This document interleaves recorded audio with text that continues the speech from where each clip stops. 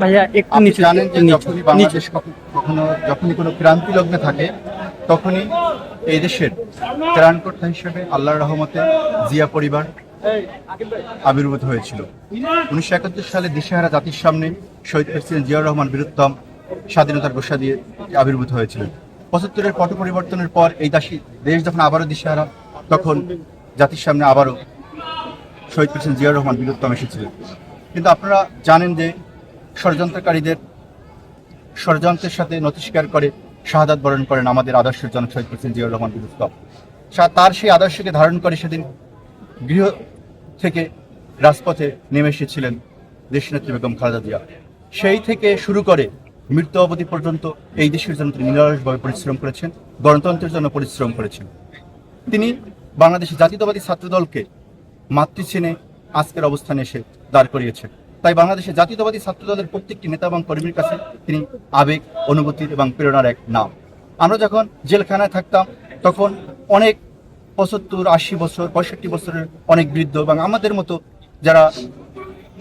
আমাদের জুনিয়র যারা এসএসসি পরীক্ষা দিয়েছে, তারা জেলে ছিল, তারা শুধু শীতের সময় বা গরমের সময় জেলখানায় একটি স্মরণ করত যে আমাদের নেত্রী, আমাদের যাকে লক্ষ্য করে আমরা রাজনীতি করি, তিনিও এখন জেলে আছেন, তিনি আমাদের আরো খারাপ একটা পরিত্যক্ত জেলে আছেন।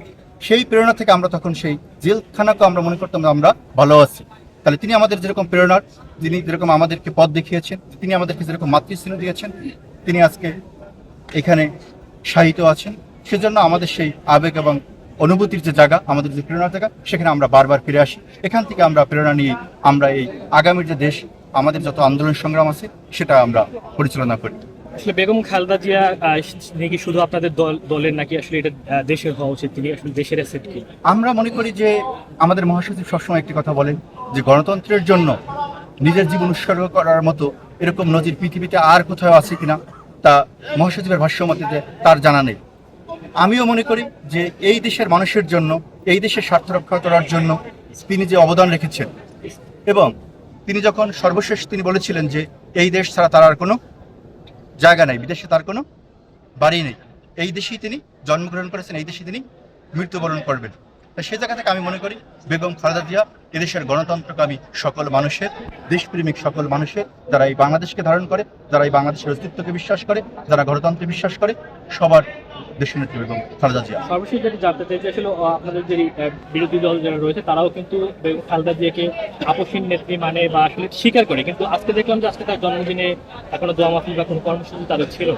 আপনারা দেশনেত্রী বেগম খালেদা জিয়া তার জীবনকে এমনভাবে সাজিয়েছেন, দেশপ্রেমের এমন অনবদ্য দৃষ্টান্ত স্থাপন করেছেন, যার ফলে আপনারা দেখেছেন তার মৃত্যুর পর এদেশের সকল ভেদাভেদ ভুলে গিয়ে, সকল দলীয় ভেদাভেদ, সকল ধর্মীয় ভেদাভেদ, সকল কিছুর ঊর্ধ্বে উঠে দেশনেত্রী বেগম খালেদা জিয়াকে সেদিন সবাই শ্রদ্ধা জানিয়েছিল।